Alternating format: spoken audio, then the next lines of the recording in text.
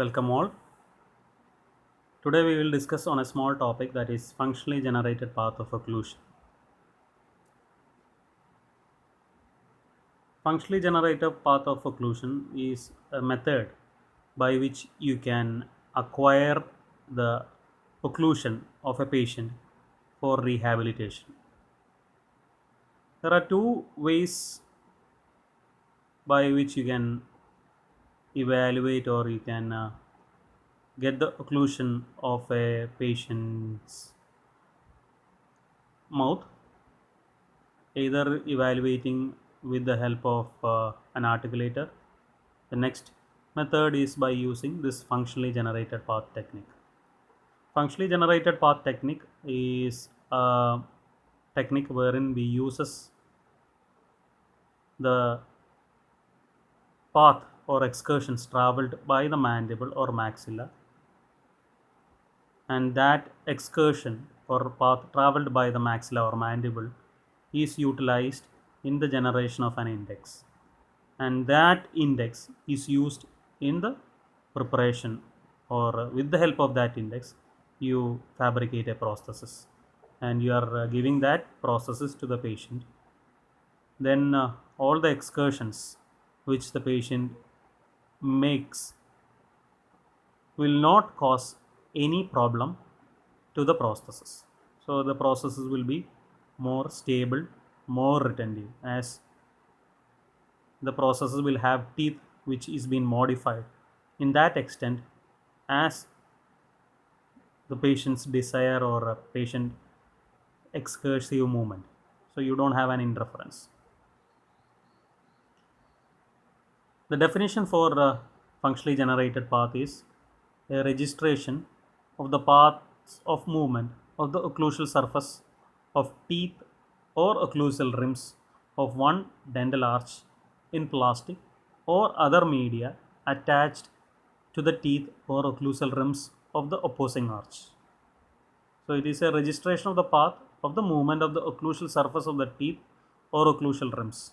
So here you can use either the opposing teeth as a contributory factor for fabrication of this index, or either you can use occlusal rim itself, an occlusal rim which is being fabricated over a stable record base can also be used in getting this index. And this teeth or the occlusal rim is helping a plastic material or media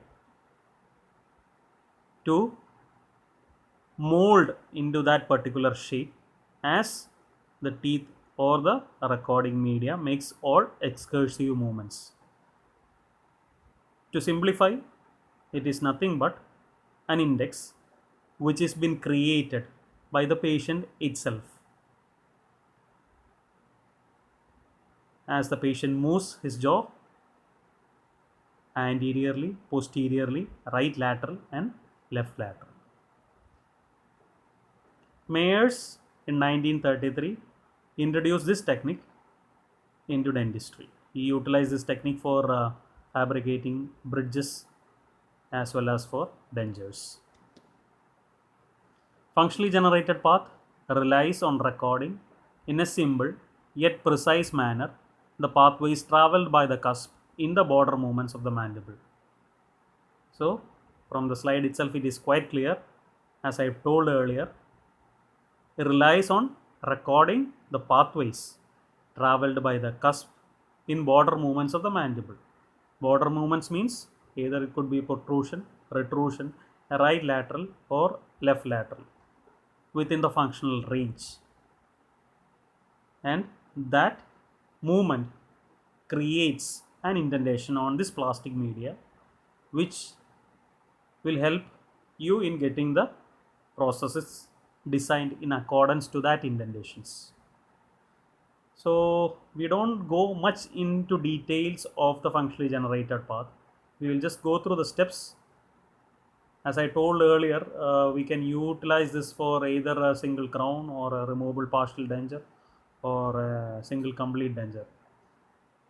Most commonly we utilize it for a single crown. So here we will be dealing with only the steps concerned with fabricating a functionally generated index for a single crown. Then we will see what are the advantages, what are the disadvantages. So moving on, the steps in precise. We don't go in much detail as this is quite an elaborative topic which need not to be dealt in detail, because you usually gets a short note, not more than that. Sometimes you can get this as a multiple choice question for your postgraduate entrance examination. I think it has been asked once. If I am not making a mistake, I think it has been asked once. So it is just for a short note or a multiple choice question. Only thing is you have to know what are the different steps and basic outline how you fabricate an index, not more than that. And in clinical scenario, we don't use this technique much nowadays because of the invention of articulators. You have different articulators like a semi-adjustable articulator, a fully adjustable articulator, which can help you in getting all these functional movements incorporated into that articulator. So the point of this index is not of much relevance today because it is very technique sensitive and it is difficult. So with the help of articulators, it has been outdated, but for a theoretical point of view, you need to know what are the steps in functionally generated part.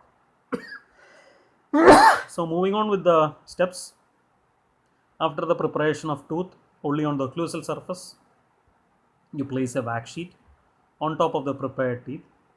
Then the patient occludes onto that wax sheet in maximum intercuspation, and then patient makes all the mandibular movements.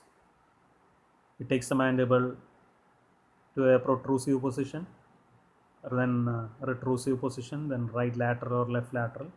You have a sequence in which the movement has to be done, which we will see in the later slides. So you ask the patient to move all in all the excursive movements.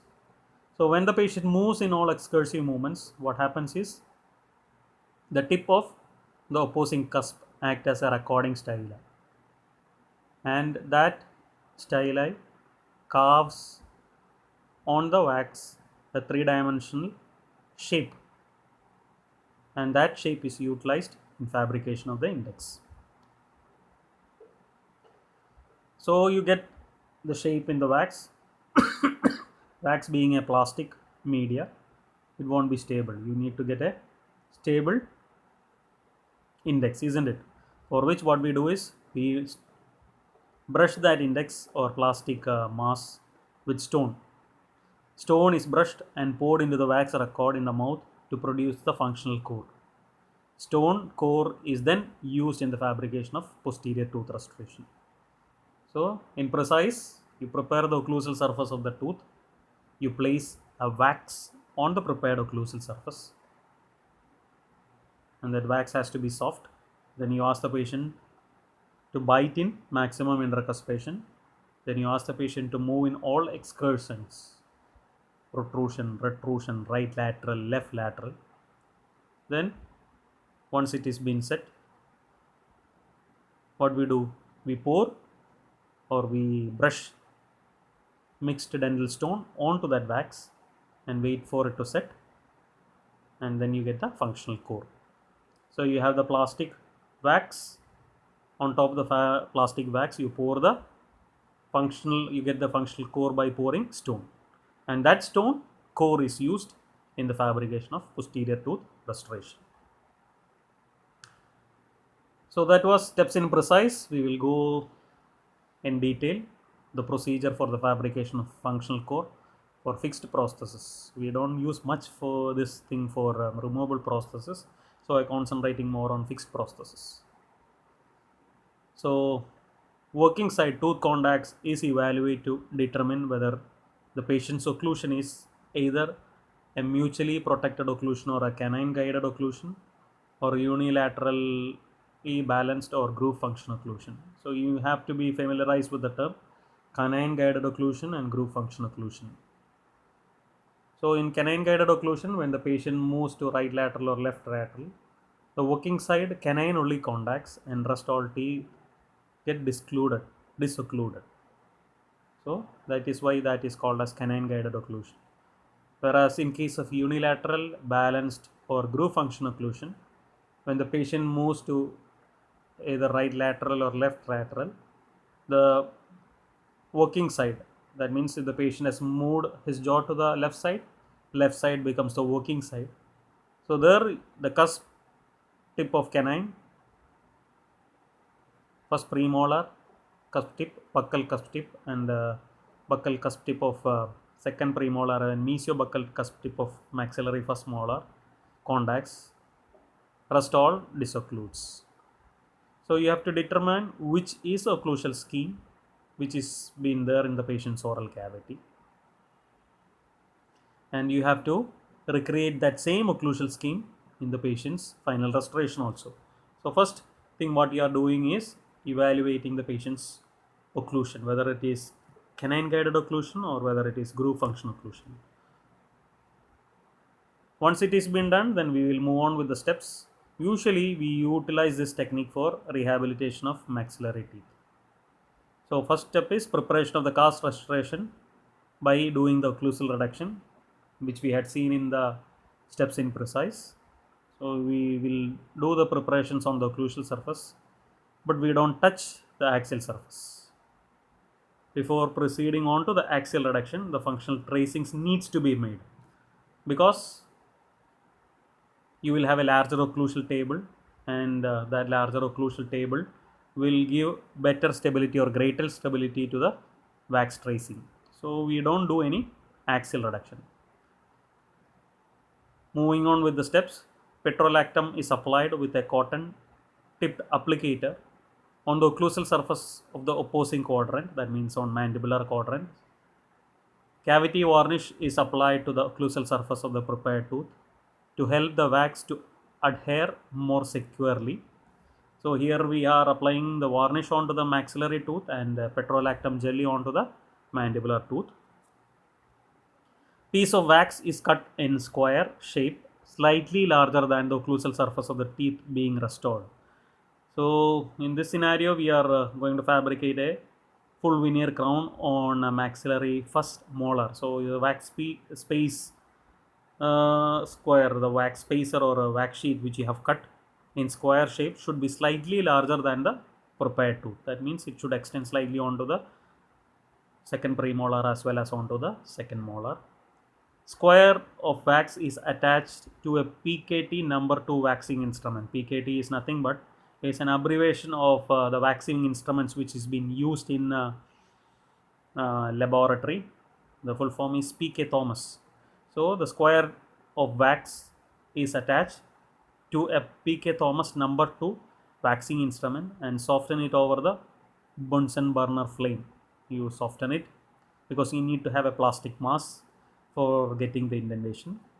While the varnish on the occlusal surface is still sticky or tacky and the wax is soft, the wax is attached to the tooth being restored. That means here it is in maxillary first molar.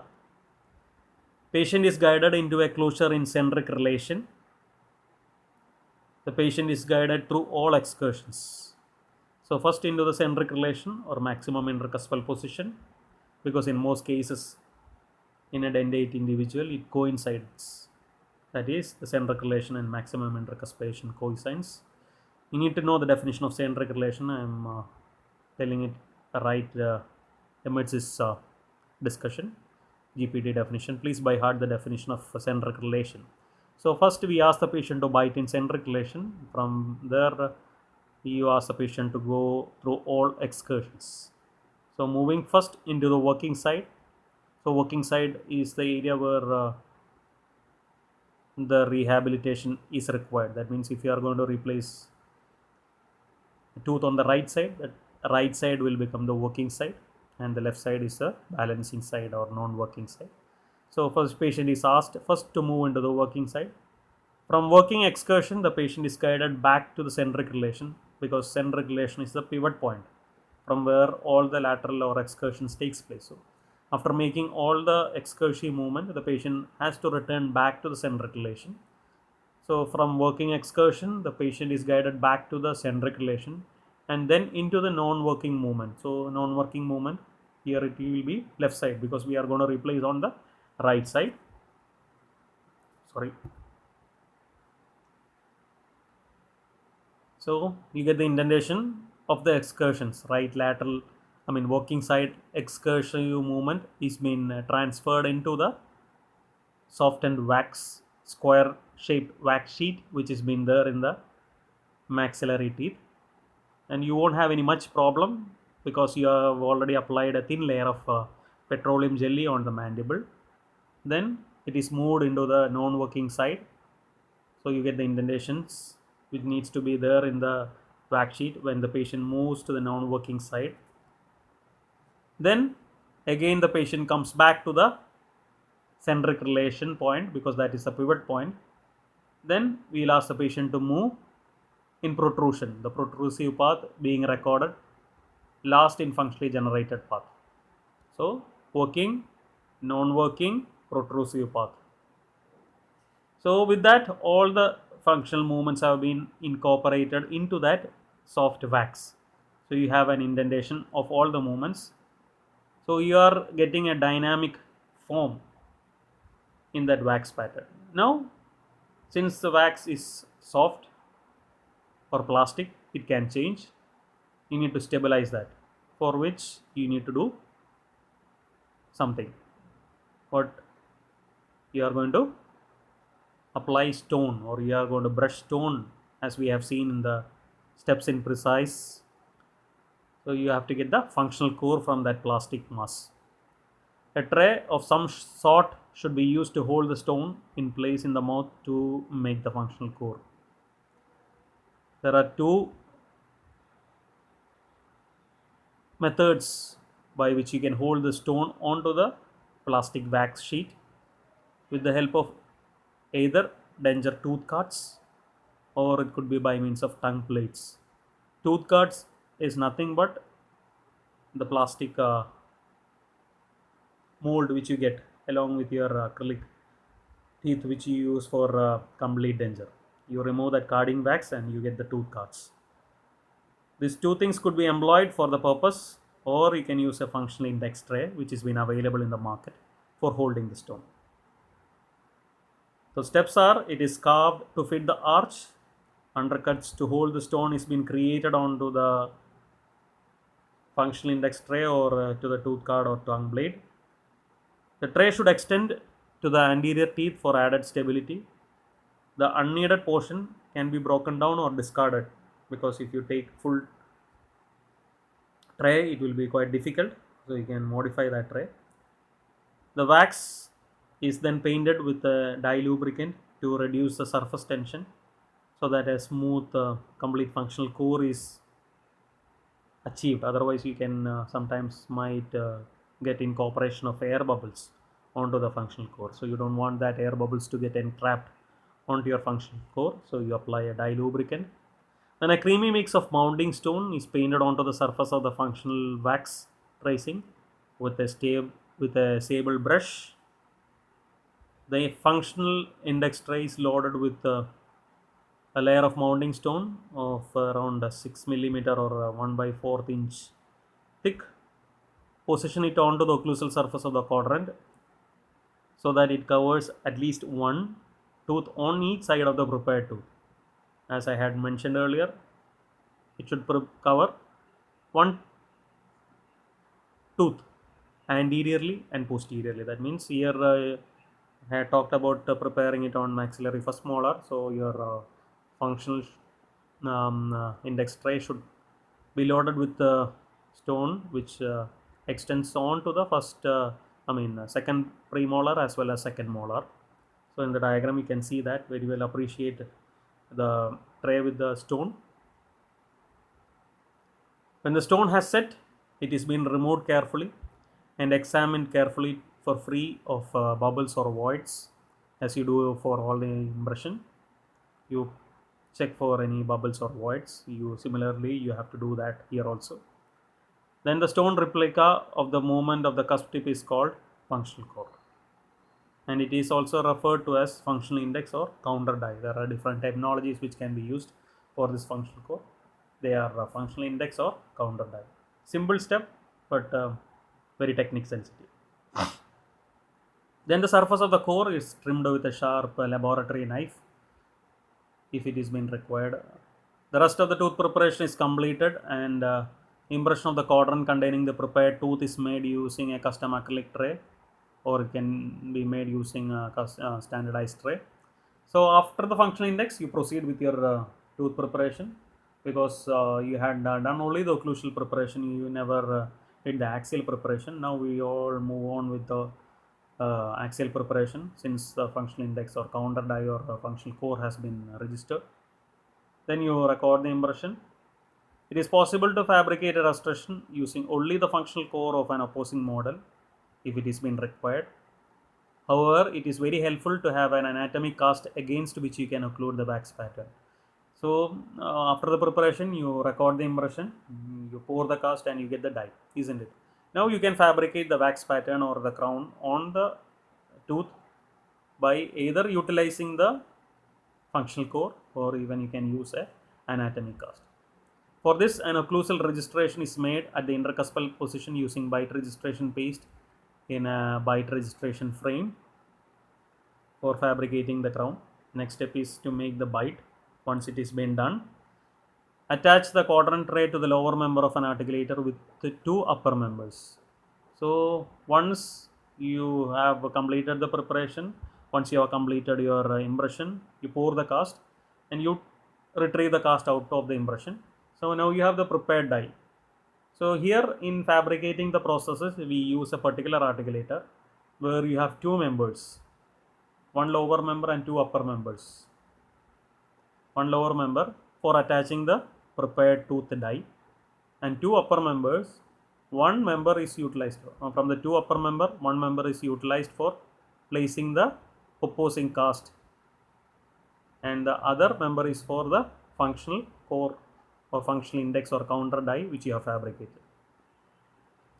Trim the base of the cast containing the prepared teeth so that the cast will fit onto the die tray. Finish the line of the tooth preparation about 0.25 inch above the edge of the preparation, as it has been mandatory in for all crowns. Otherwise, you will be very difficult to get the emergence profile. Once it is been done, you attach. So from the slide itself, you can see that particular articulator wherein you have one lower member and two upper member. One lower member, on lower member you have luted the prepared tooth, and the upper member one is for the anatomic core, that is opposing cast. Next is functional core, that is the core which you have created from the excursive movement which the patient has done. Then the bite registration index is mounted on upper member of the articulator. Functional core is mounted on the other upper member of the articulator. The incisal pin of the twin stage occluder is adjusted so that you have adjacent teeth, isn't it? In the functional core as well as opposing cast, you have the adjacent teeth. So you will just make sure that occlusion is same as that in the patient's mouth by adjusting the incisal pin. Then wax pattern is fabricated over the prepared tooth with the help of a functional core, and you use the anatomic core to make sure that the wax pattern which you have prepared using the functional core is satisfactory. That is why we use an anatomic core. So the axial counters and proximal contacts are checked before proceeding with the occlusal surface. Wax adder technique is used to form the occlusal morphology with the help of PK Thomas instrument. Now the occlusal portion of the wax pattern is completed using functional core, because all the excursive movements are recorded in the functional core. So you make sure that your wax pattern is in accordance to that. Nothing very similar to how you do your tooth arrangement. You make the wax pattern, you close your one member of your twin stage articulator onto the lower member, and make sure that the incisal pin touches the incisal table. If it is touching, you turn your articulator around and see whether it is been satisfactory. If it is not touching, it requires some more adjustment. That is how you check the occlusion. You can use white liquid shoe polish to check the occlusion. Similar to your articulating paper or carbon paper. Here we use white shoe liquid because you are checking the occlusion in a wax. So you cannot use articulating paper, or you cannot use your carbon paper. So white liquid shoe polish is painted on the functional core. The articulator is closed so that the functional core is brought in contact with the occlusal surface of the wax pattern. The shoe polish will leave white mark on the occlusal surface of the wax pattern corresponding to the contacts in function.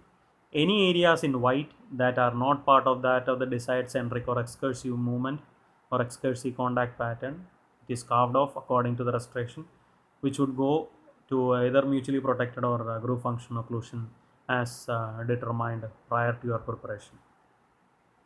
Now we will see what are the advantages and what are the disadvantages. With this we will wind up the functionally generated path.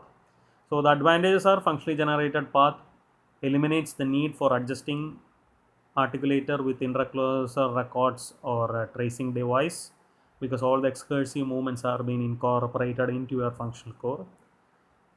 The excursive movements produced in the mouth are more accurate than those in an articulator. So sometimes you always have this problem, isn't it? You developed the occlusion in your articulator. When you place it back into the patient's oral cavity, you find that there is some dissimilarity with the occlusion which you have achieved in articulator and in the oral cavity.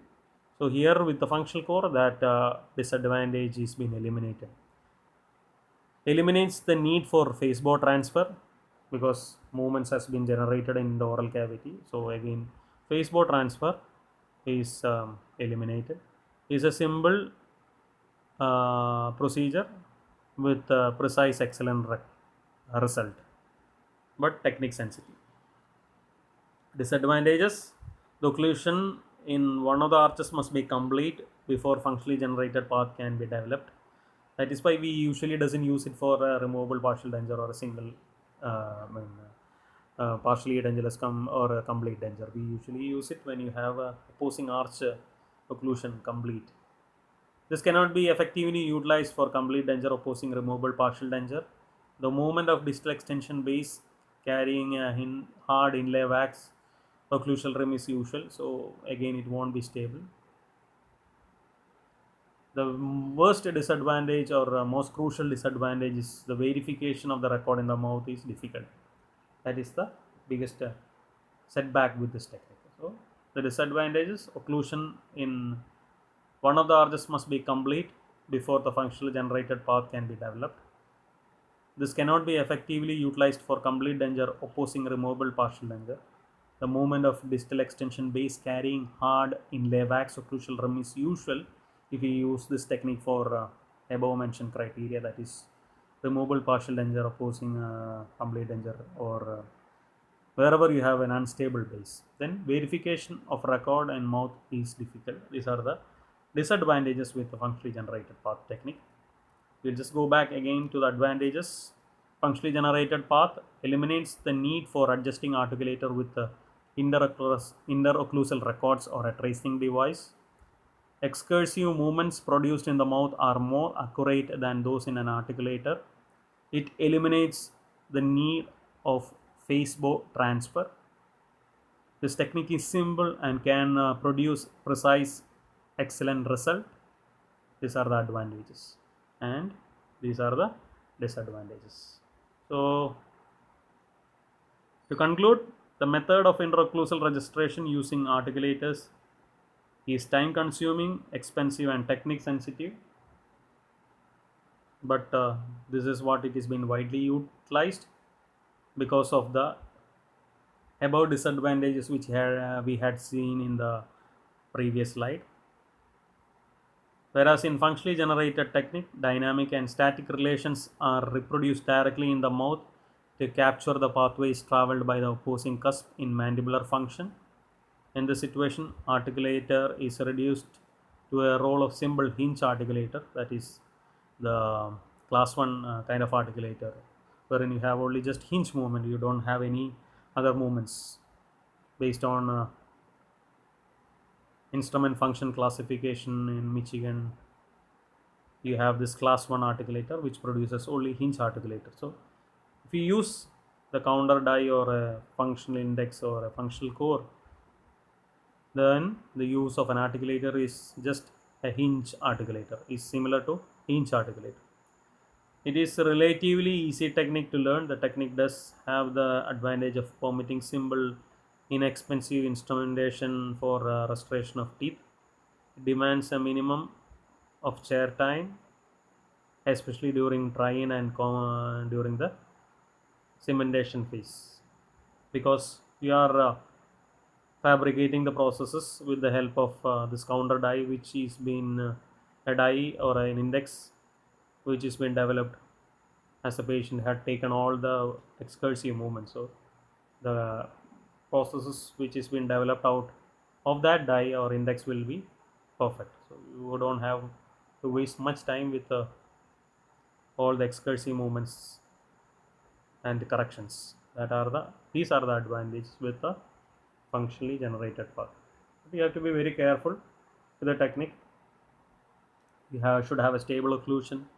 The patient should do all the movements perfectly. Then you need to have some time for the stone to settle. Time consuming. The index or a counter die or a functional core fabrication is time consuming. But the ultimate processes which is been fabricated out of that will be taking less time in cementation. So with this, we will wind up functionally generated path. Thank you.